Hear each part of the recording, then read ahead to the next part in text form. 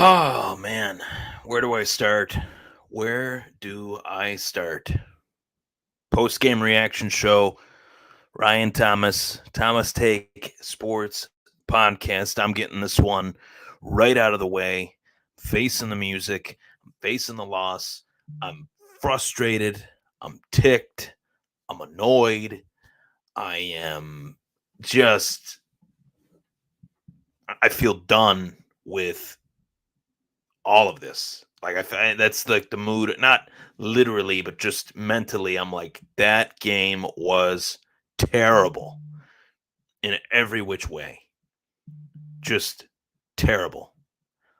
Um, I'm embarrassed. I'm sick of getting this Monday Night Football stage and doing absolutely nothing with it other than embarrassing ourselves as fans. Like I feel so bad for the 73,000 plus fans that decided, "Hey, I'm going to travel from here to here to go to this game and watch what we just watched." I'm not proud of this team in any way, shape, or form. I know Bills fans that are diehards, as am I, will take umbrage with that fact. But after watching that game, I'm just going to say how I feel, my platform that I have in regards to this team. And how I feel right now is frustrated. How I feel right now is embarrassed. How I feel right now is um, just done with this season. I'm at this point now where I've seen this team lose games that they shouldn't lose in ways that are embarrassing, as I've said multiple times. And I'm just at a point where whatever happens, happens. They make the playoffs. Okay. They don't make the playoffs. Whatever. It's just, how could anybody watch that game and come away thinking, oh man, I definitely feel good about this team's future. Feel really great about the Bills' chances to make the playoffs and go back to the AFC Championship game. That thought died in my memory with the loss to Jacksonville, but that thought had nails in the coffin after the loss to the Colts, and the coffin was officially closed and nailed with this loss to the Patriots. This was one of the worst displays of football I've ever seen, just top to bottom, whether it was the run defense, whether it was the rushing offense, whether it was the play calling, whether it was the coaching. This is a huge moment in this McBean era that puts this team, in my opinion, at a crossroads in comparison to where they were. We went into the season thinking that McBean, Sean McDermott and Brandon Bean with a solid regime, that, we got a good team. We went to the AFC title game last year. We start the season hot. We're beating some teams that we're supposed to beat, but we're beating them in the way that we're supposed to beat them. We're destroying the teams that we're supposed to beat. And we hit that roadblock there in the middle of the season. And that roadblock has just been a boulder to get past.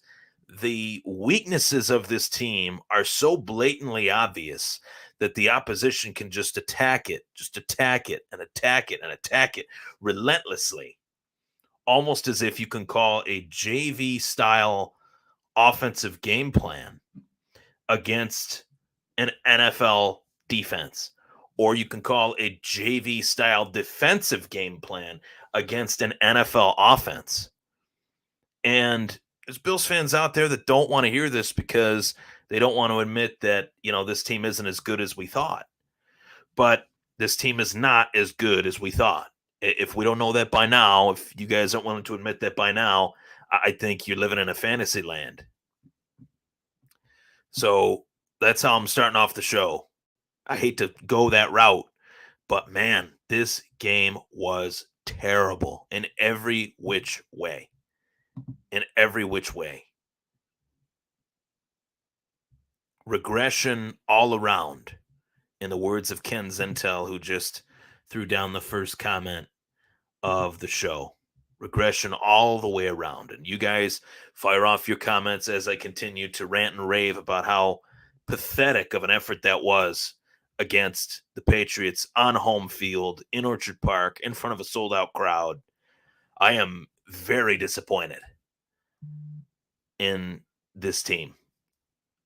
Very disappointed. And it's just they got to go to Tampa Bay next week.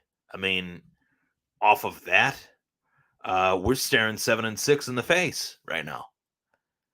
This team, I posted the fact that the Patriots ran the football 45 times and the Bills couldn't stop it. Damian Harris, Ramondre Stevenson, I wasn't shocked by that necessarily. Wasn't shocked at all by the Patriots game plan, but apparently the Bills were. And in this game, I mean, Josh Allen, we'll go with the stats. And obviously passing the football was not going to be a methodical thought process in this one with the fact that, the wind was howling. More on that later. But Josh Allen, 15 of 30, 145 yards with one passing touchdown. The keys to the game as far as why the game ended the way that it did, I think we're instantly what pops into my mind is the fact that the Bills had 2 red zone opportunities at the tail end of the game and came away with 0 points. And it comes down to the decision-making of the head coach, Sean McDermott. When you're at that point, it's not the play calling, it's the decision-making of the head coach. And you're in a 4th and distance, 4th and whatever it was less than 10. I know that. And they decide to kick it with Bass into the wind. Bass fades it to the right. In kicking it into the teeth of the wind, 33 yards out. And then it's 4th and 14 on the next time they're in the red zone, and they go for it. They don't kick it again. They go for it from even further back. And Josh Allen makes probably one of the worst decisions I've seen him make in his time here as a Buffalo Bills quarterback, deciding to throw it to the receiver hooking to the left rather than the receiver running to the middle. And Louis Riddick on ESPN on the broadcast, he's talking about, I would try to target throwing it to the left. Actually, no. Josh Allen should have thrown it to the left. He threw it. I'm trying to remember. He should have thrown it to either the left or the middle, and he chose the opposite. I'm trying to visualize the play, but I'm having a tough time because there were a lot of moments in this game that will just stand the test of time and frustrate the hell out of me. I'll get to some comments. You guys are really firing them all in. So here we go. I get some comments here that are just silly. True fact, Buffalo Bills lost 4 Super Bowls in a row. You don't think I know that one? That's one that I think I know that. Thanks for pointing that one out to me. I appreciate it.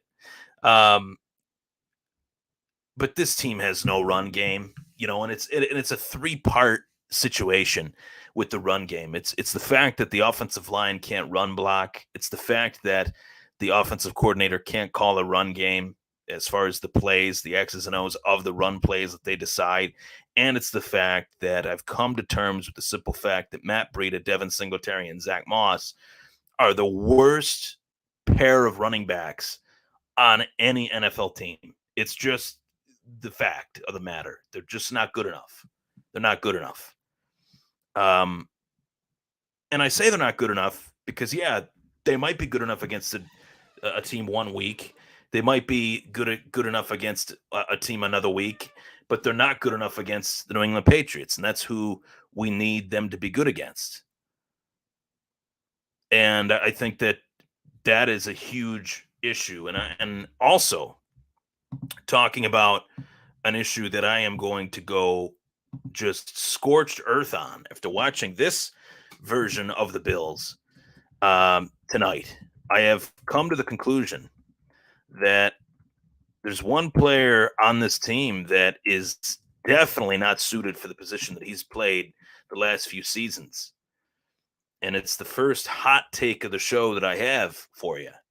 And if you follow me on Twitter and if you follow me on Instagram, I've been highly critical of this player the last, I'd say, year and a half. But tonight, proof in the pudding that Tremaine Edmunds is not a middle linebacker, at least not in this defense. How can anyone refer to Tremaine Edmunds as a middle linebacker in this defense when the team that we were just playing against decided to run the football up the middle practically 30 times out of 45, and Tremaine Edmunds was Nowhere to be found. Nowhere to be found. I'm looking at the stat sheet, which tells the tall tale of tackles in this one.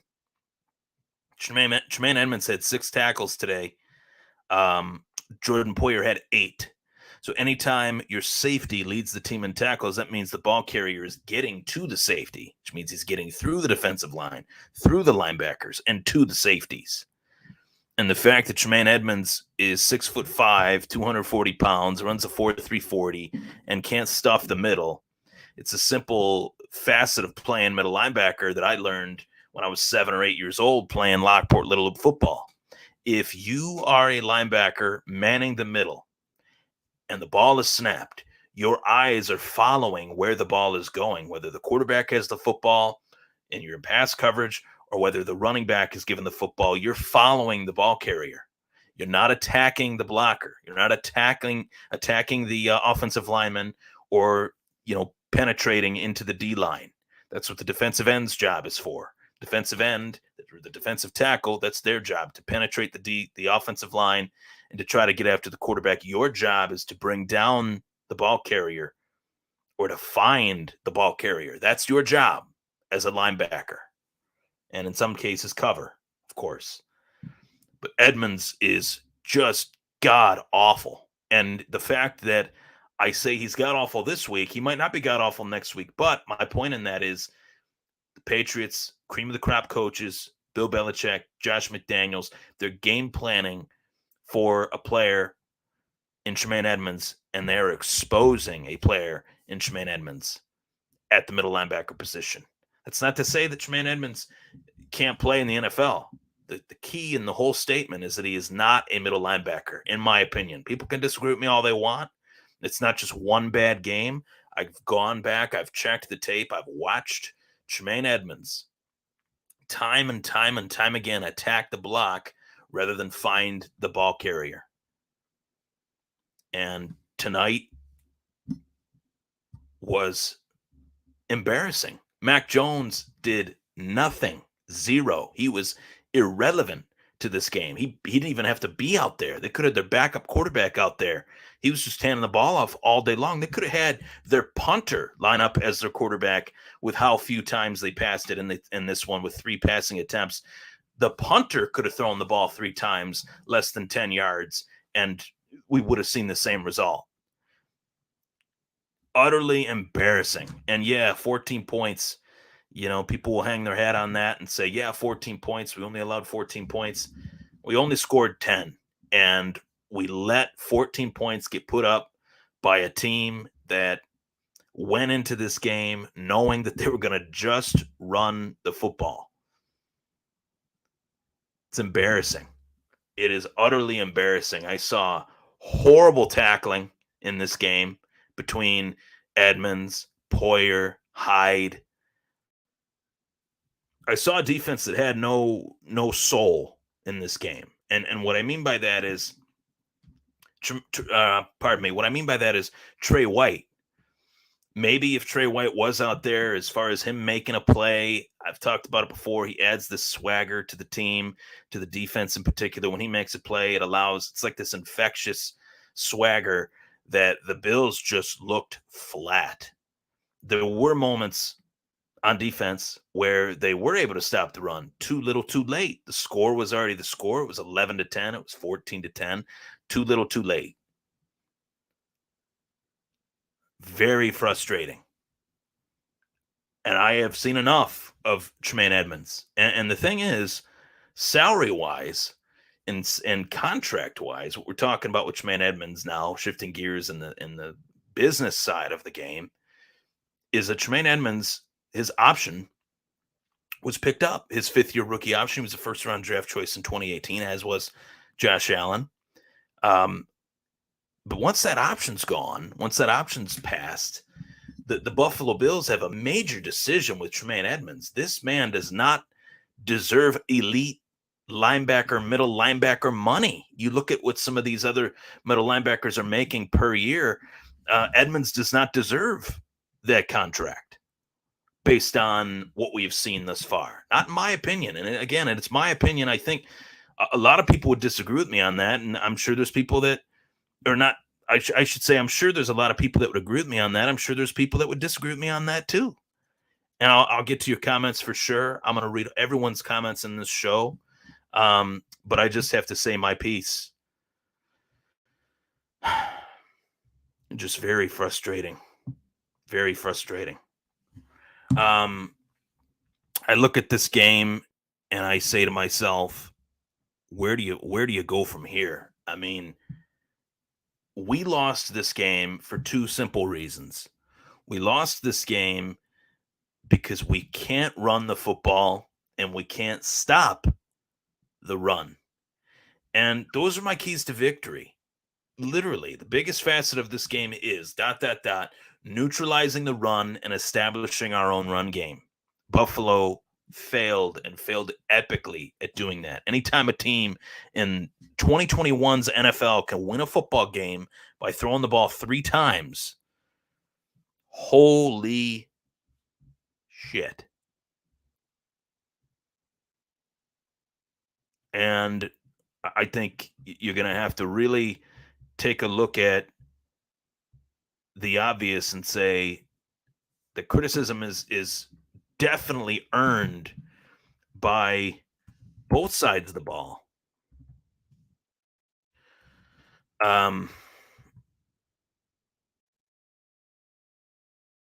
But I'm just going to put this: Dable. Okay. The state of Brian Dable right now as the OC of this offense. I talked about the run game and how, yeah, it's a 3-layer situation. The run, the offensive line, they can't run block. They don't have the meat up front to create havoc, to create lanes, to create an alley for the running back. Much like Richie Incognito did for Buffalo a couple years back, for a few years for Shady McCoy. They just don't have that mauler on the offensive line. Maybe a Wyatt Teller type figure. You get the joke there. Wyatt Teller, former Buffalo Bill, they traded, gone too soon. I think I'd like to have him back, but want a mulligan on that Wyatt Teller trade. And a mulligan on the Cody Ford selection in the second round. But neither here nor there. Different topic for a different day. But Dable, I've been critical of Dable for 4 years. I feel like I was the only face in the game that was willing to throw criticism his way, even when the Bills were successful. I had, beat writers and guys disagreeing with me and stuff, and that's fine. I don't expect everybody to agree with me, but I hate to say I told you so, and I literally do hate to say I told you so. I don't want to be proven right about Dable. I don't want to be proven right. I want Dable to succeed. I want the Bills to succeed. I just don't think he's good enough. I don't think, with the talent that we have on offense, I don't think he is good enough. And matter of fact, when the Bills play the elite of the elite, he's not good enough. When the Bills play the Chiefs in the AFC title game, when the Bills play the Steelers this year, when the Bills play the Colts, when the Bills play the Patriots, when the Bills played Jacksonville, guys, mic drop. I mean, there is an obvious regression to this offense. You go year to year to year since Allen got here. That's what we'll go off of. The first season when Allen got here, they had no offensive line. We found out Josh Allen was a far better athlete than that of, what we thought, I guess you could say. And then they get John Brown and Cole Beasley. Then they get Stephon Diggs, and John Brown and Cole Beasley are coming back. The Browns out for the majority of the year last year, and Diggs and Beasley just go off. And then the emergence of Gabriel Davis. And everyone is saying that Brian Dable's the next best thing since sliced bread. Meanwhile, they still only had a one-dimensional passing offense, which was largely why they lost to the Kansas City Chiefs in the AFC title game. That was only going to take them as far as it did.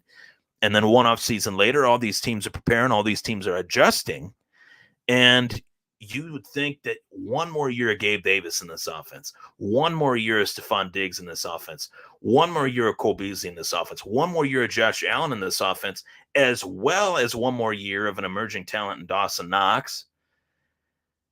And one more year of Josh Allen in this offense, you would think that this offense was going to be much, much better, but adjustments have been made by the opposition, not by the coaching staff. And that to me is painfully obvious when you have looked at the 5 losses as closely as I have for the 2021-2022 Buffalo Bills. Pittsburgh, Tennessee, Indy, Jacksonville, and New England. Pittsburgh, Jacksonville, Indy, Tennessee, and New England. 5 losses, all to AFC teams. Home loss to the Patriots. Home loss to the Colts. Home loss to the Pittsburgh Steelers. Not good enough. Not good enough. And I think people will be critical of Josh Allen in this game. And I think they will be overly critical of Josh Allen in this game. And I want to tell you why. There were late moments in the game where I mentioned, the throw at the last second, the last throw essentially of Allen's day, where he decided to throw it to the end zone rather than to the open kind of middle route.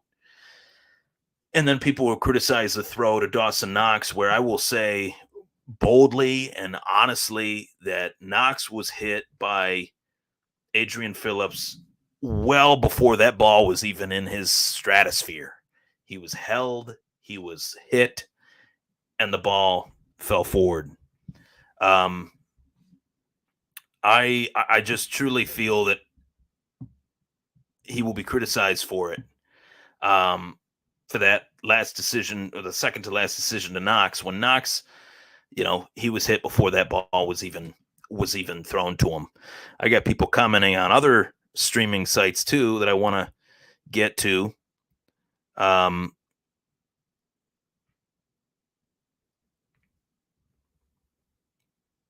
I got other people that tune in, and one of the guys that I have tune in that I greatly respect is Ed Kilgore. He was the sports director for Channel 7 for so many years. I believe he was on Channel 2 as well. It was either 2 or 7 or both. My memory's not firing right now. I got all these thoughts on this game, but there was a moment in the game where the Bills had to go for it, or had the choice to go for it, and the players wanted to go for it. And McDermott was calling them off the field and sent out the kicking unit, and then Bass kicked and missed that 33-yard field goal.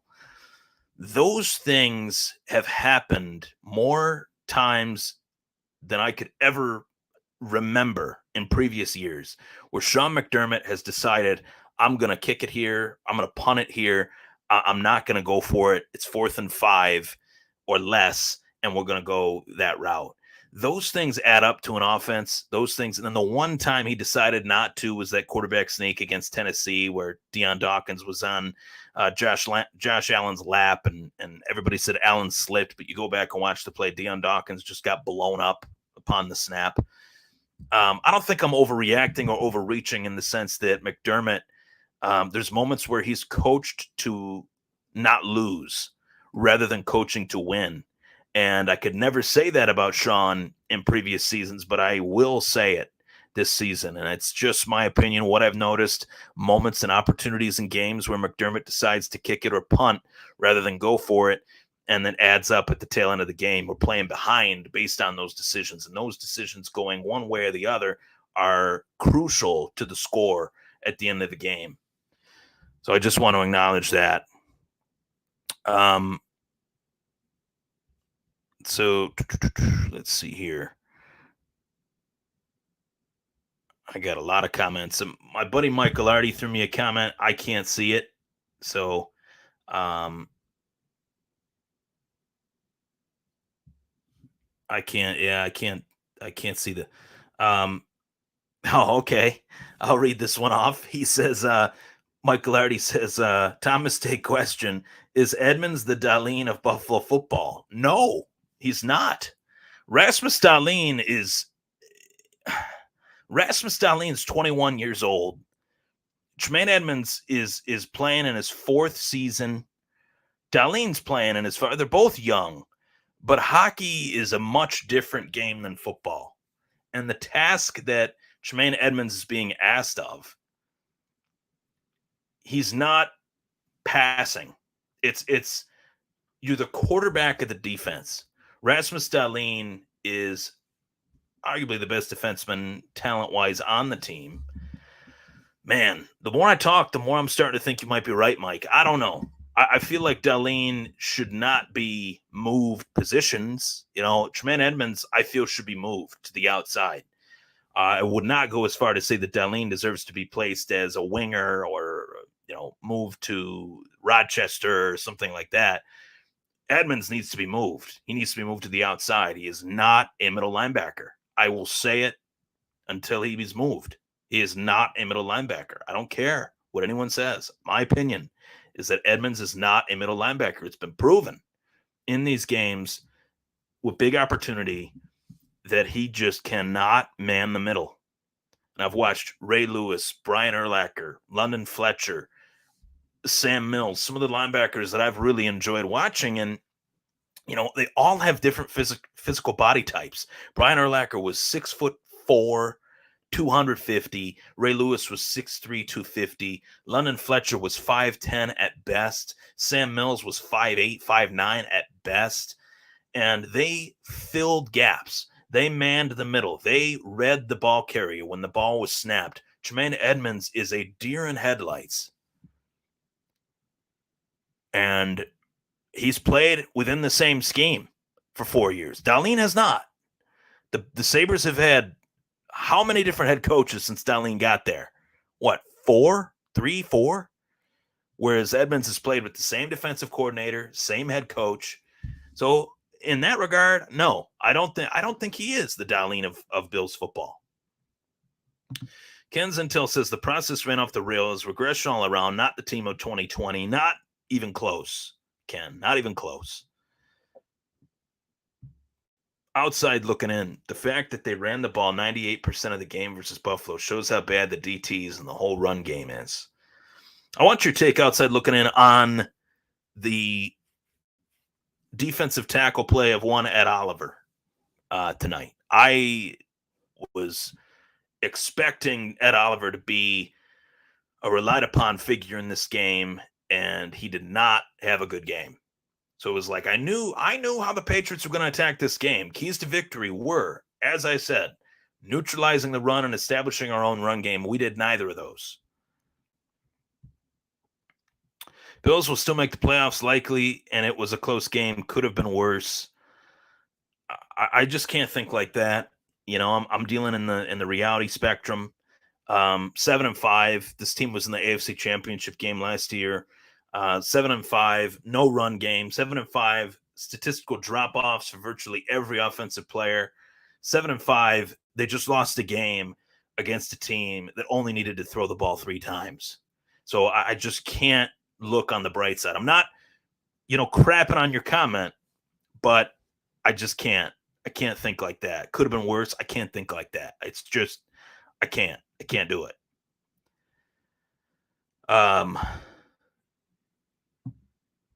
Eric Williamson says something that is interesting, but it's something that I am going to agree to disagree with him. Isaiah McKenzie could have been really useful in a game like this. No reasoning for him being inactive. He wasn't inactive per se. He was on the injured list. So something's going on with him. I don't know what in particular off the top of my head. They've had a few guys go out. Marcus Stevenson was out too for this one, but it's not like I've been exactly highly impressed with Isaiah McKenzie anyway, coming off of that fumble against Indy where literally the ground just caused a fumble. That it's tough for me to get on that bandwagon. He's not really on the nice list. He's on the naughty list. Get the joke. All right, so Wombat says this team always comes unprepared and beat themselves. That's what happens to a team with a bad coach.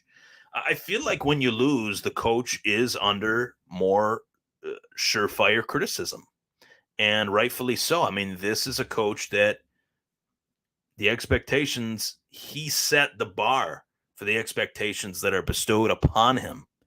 These were expectations that he created. So let's put that in perspective. The Buffalo Bills playing meaningful football in December. They've been playing meaningful football in December ever since Sean McDermott got here. Outside of the first season, well, outside of the second season, Josh Allen's first season, I should say. And even then, they were 6-10 with a horrible roster. So I'm not going to say Sean McDermott's a bad coach. Can I say I've been a little bit disappointed in some of the decisions he's made this year? 100%.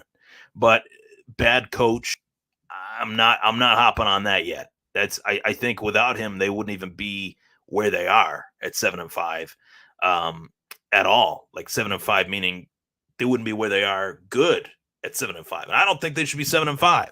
But that's just the way I see it. There is a difference between being unprepared and not having the right people to be able to run and defend against the run. Daniel S., do you think it's both? I think it's both. I think they've been unprepared, and I think that they also don't have the right people. To your point, they've drafted heavily on the defensive side of the ball, in particular the defensive line, with Epinesa, with Oliver, obviously with Gregory Rousseau, who did make some nice plays tonight. But based on what you're seeing, do you think it's both? I think it's actually both personally, to answer your comment there.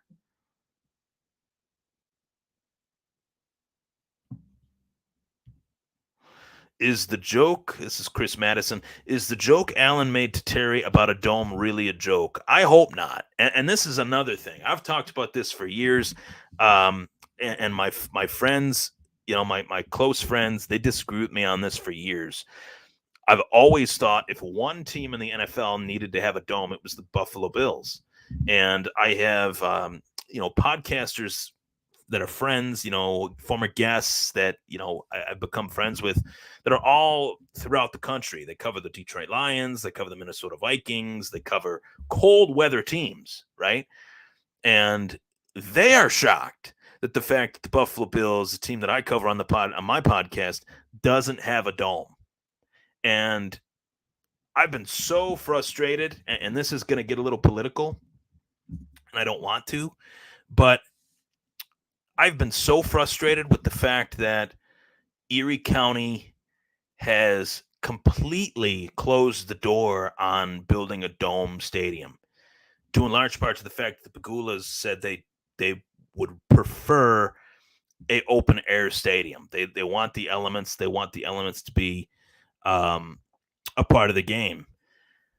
I've had friends say I'd miss the elements. Let me tell you something. I haven't been to a Buffalo Bills game, a regular season Buffalo Bills game, in probably 3-4 years. Me, the guy that has a podcast, the guy that covers the team, the guy that travels to training camp every year pre-COVID, from 2006 or 5 to 2019. So for 14 years, I was going to the training camp each and every year, religiously, mind you.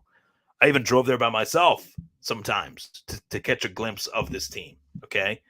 I'd meet people there that I knew and, stuff like that. But that guy doesn't want to go to a Bills game. That guy will not sit in 19-degree weather freezing my toes off. The first Bills game I ever decided to attend was with my cousin Doug. We went to the Bills game on Christmas Eve in 2006, and I froze like you would not believe, and I was layered, okay? So I think that they need a dome. I've said it for years. Will it happen? No, it's not going to happen. And the fact that it's not going to happen, what I'm trying to say here is if they had a dome, I would be one of the first guys to get a season ticket. I would have season tickets to see this team in a dome.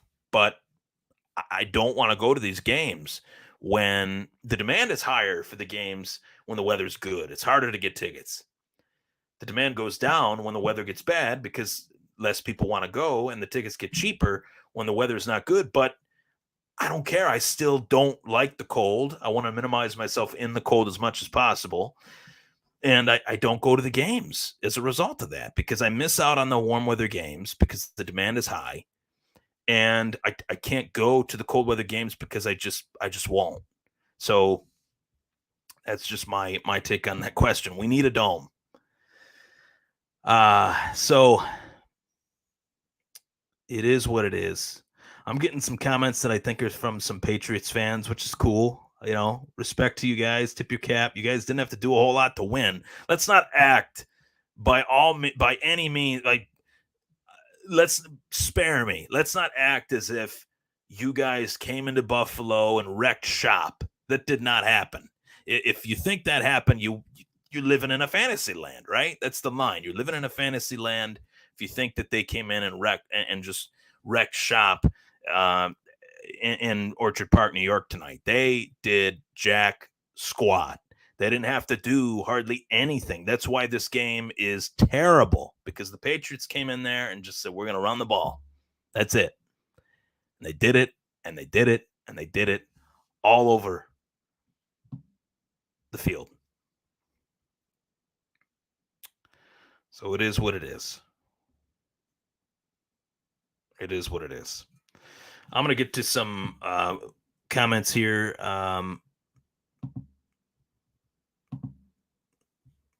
Real weird comments from some weird people. But it is what it is. There's some weird people out there. And it's no one that actually has a name. It's like weird stuff. So it says, why does Buffalo stick with Singletary when he is slow and can't get to the outside like Breida? Our O-line isn't good enough for the gut runs. Why would they stick with Singletary? Who else do they have? They have Breida. They have Moss. I wouldn't say Singletary is slow. In comparison to Moss, I'd say he's faster than Moss. That's for sure. He's bigger than Breida, and Breida's not an in between the tackles runner. So who else is there in that regard? I get I agree with the why do they stick with Singletary. I've asked myself that, but then I think to myself, hey, that's all they really got. He can't get to the outside like Breida. The question is, why do they use him to the outside like Breida, knowing that he can't get there? That is the point I think Chris is trying to make here. But the O-line isn't good enough for up the gut runs. The O-line can't block, just period. Pass or run. This offseason is crucial towards this team getting better, and I don't know if they will get better because it's like how with the massive amount of turnover that I think they need in certain areas, units like their offensive line, their linebacking group, the running back group, offensive line, linebacker group. Those are the three things that really jump out at me. And you got to attack those three weaknesses, and those are multiple. We're talking about 15 players. We're talking about, three running back. Do they clean house at running back? I don't know. They're not going to clean house at offensive line. I think they're going to tweak some things. Do they need to clean house at linebacker? No, I don't. I don't think Tremaine Edmunds is a bad linebacker. I just don't think he is a middle linebacker. There's a big difference. Matt Milano, he's on that 3-year extension. He's not going anywhere. But largely it's due to the fact, too, that the Bills run a 4-down lineman, 2 linebacker, 5 DB defense. And when that 5 DB defense is Trey White less, and you have a weight discrepancy on your defensive line in comparison to an offensive line, a weight discrepancy on your defensive line compared to your running backs, a weight discrepancy from your linebackers to your tight ends, to the opposing tight end, you got some problems. And I'm talking about all this in this one game. But this one game is one opponent that you play twice a year that is coached very well. And now we're playing second fiddle to the Patriots again. Back to square one. 7-5. The Patriots are 9-4. Oh man, it is what it is. It is what it is. Sean Reeb is definitely on board with me in the sense that Jared Reed too, Jared Reed and Sean Reeb. They're watching. Shout out to those guys at 24/7 Buffalo Fanimonium. I've enjoyed being on their shows. Tackling was horrible. I agree. Tackling was pathetic. My seventh grade modified Emmett Belknap middle school football team in the lead up to playing that season that never was for me, thanks to Deshaun Vincent. Um, that was Deshaun Vincent's probably watching the show. He's watched it for the last 6 years. I'm gonna go back to this real quick. So I'm referring to my seventh grade football season, and the tackling on that defense was so bad. It was just, and tonight reminded me of it. Like, I say that in a serious way. Jordan Poyer trying to hit a linebacker with his upper body as a 220-pound safety trying to run over a 250-pound running back. I love Jordan Poyer. I love Micah Hyde. But there's moments in these games where these guys try to go one-on-one on these running backs, and it just physically can't happen. There's only a select few safeties in the league that were 220, 230 even, 210, 215 that could barrel through a running back that weighed 40 more pounds than they did. And those guys are in the Pro Football Hall of Fame. I'm not saying that Poyer and Hyde suck. They definitely don't. But in that area, you got to be realistic. You got to be sensible. And that's just what it reminded me of. I get, people said, "Oh, next week we'll be in the hunt. We'll be back." We play the Tampa Bay Buccaneers and Tom Brady next week. So I'm not saying anything like that. I'm not optimistic, guys. I'm sorry. I don't know how I could watch this game and feel any ounce of optimism because this game was just dog crap. So it is what it is. Sean Reeb agrees with me. That's all that matters. I am Edmunds' largest fan, and he is not a middle linebacker. There you go. Ryan, love you, buddy. Keep up the good work. Go Bills. NFL's a funny league. Believe. And Chris Madison, I think, brings it home for me. I'm not going to come away from this game fully criticizing Josh Allen. Like, oh my God, Allen was awful. He lost us the game. No, that's not. I'm not going to say that. I'm not. I'm sorry. I'm just not. Because I don't think that's the case. I think there were moments in the game where Allen made really good decisions, threw the ball really well, as Chris Madison points out here. And I think there were moments in the game where Allen just made some bad decisions. And those bad decisions didn't lead to turnovers. Those bad decisions left incompletions out there. Bad decisions led to sacks, the lack of throwing the football, those type of things. Are what Allen's prone to do when facing Bill Belichick, because Bill is so good at keeping a quarterback to the pocket, as well as keeping a quarterback spy on the quarterback, as well as creating great man coverage opportunity for his defensive backs. That's how it's always been with Bill Belichick.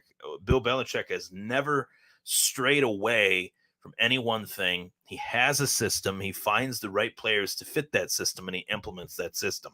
That's what great coaches do. And they don't ask more of a player beyond what they're capable of.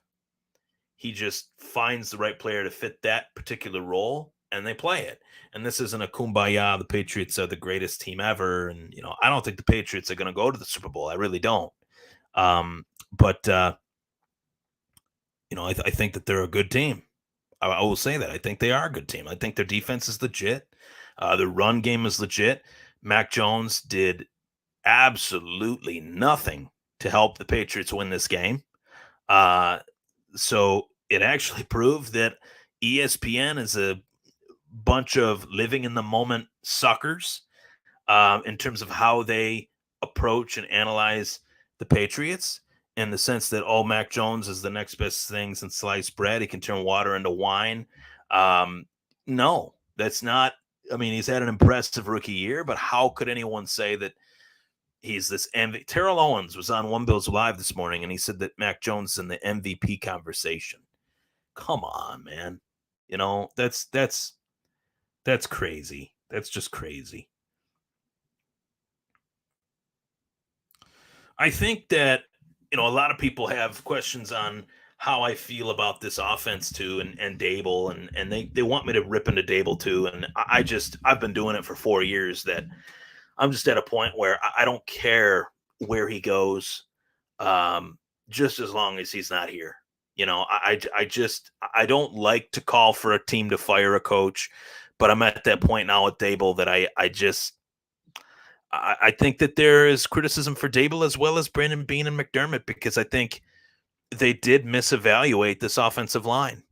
They thought that, some of the guys that they had were far better than what they actually are. Mitch Morse had a terrible day today. You watch the tape tomorrow. If you DVR'd the game, you watch the tape tomorrow, I guarantee you'll come away thinking this was the worst night of Mitch Morse's career. I watch this game. I've watched this game since I was yay high, as tall as I am sitting in this chair. Okay.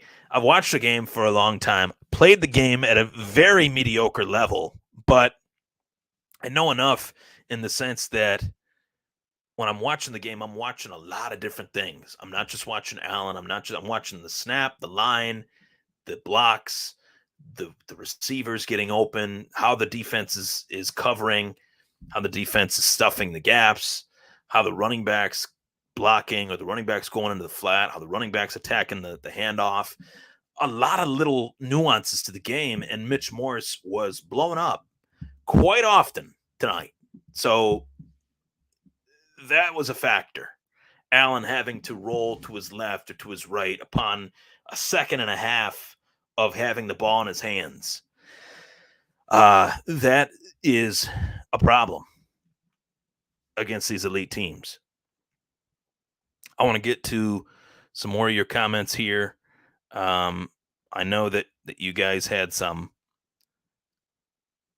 Eric Morrison says, why are the coaches not in the film room after the Jonathan Taylor game, going over what went wrong and making adjustments? I would say that they could try to make the adjustments, Eric, but they just don't have the personnel to combat it. And I think that's pretty clear. State of regression, back down to reality, 7-5. That's where the Bills stand. Playing Tampa Bay next Sunday at 4:25 p.m. Eastern time. And, man, I really feel for these fans. I feel for these fans that travel out to these games in Orchard Park in inclement weather. Part of me is like, hey,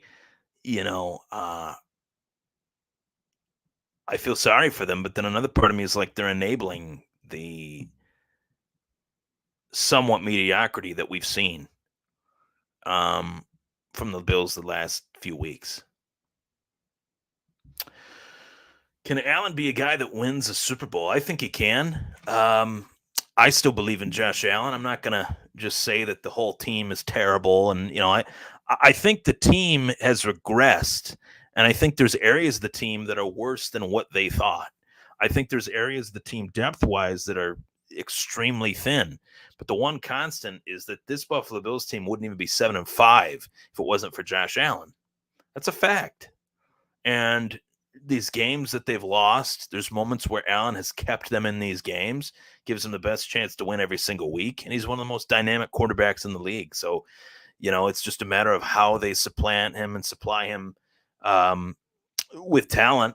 And I'd like to hope next year they give him a little bit of a better running game. I think in games that they've won largely because of Allen, and they're over relying on Allen in games that they've won and lost this year. So that's my answer to that question. All right. Well, 50 minutes. I went beyond my normal time. I had to hop on here and give my take on this abysmal game. Just squash it like a bug, get it out of the way, and I feel a little bit better. I feel like this was therapeutic for me coming off of that one, but it is what it is. I'm Ryan Thomas. It was the Thomas Take Sports Podcast. My take on the Buffalo Bills 14-10 Week 13 loss to the New England Patriots. And Ryan's Fighting Irish, my fantasy football team, second seed this year. Not bad for a guy that started off 3-4, finishing the season 9-4. That's how it's done, kids. For those at home looking for fantasy football tips, look no further. I'm your guy. Let's go Buffalo. On to the next one. Put this game in the rear view. Take care, everybody.